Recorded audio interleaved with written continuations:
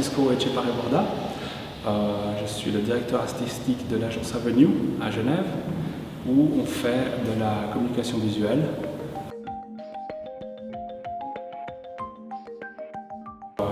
Bien préparer son contenu, avoir son contenu en main, au niveau du texte, de la rédaction, de savoir ce qu'on veut présenter, ce qu'on veut montrer. Et puis après, à partir de tout ça, essayer de le décomposer étape par étape.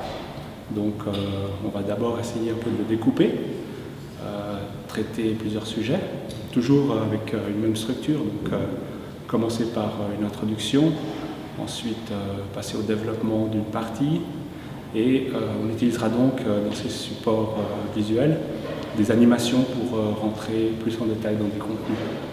Au début, on veut beaucoup mettre de choses, tant au niveau du style design qu'au niveau du contenu.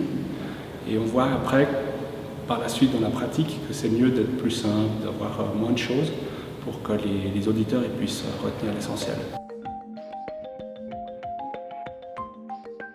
Justement, peut-être de trop utiliser de distractions en essayant de mettre des images qui n'ont pas à voir avec le sujet, en essayant peut-être de mettre trop de texte, de faire des phrases trop longues.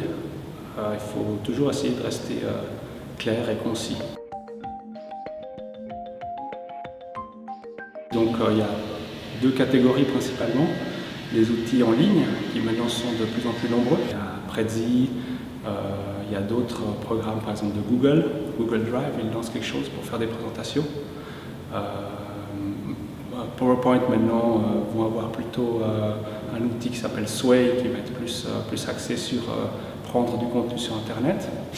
Et sinon il y a la méthode traditionnelle, donc PowerPoint pour Microsoft, Keynote pour Apple.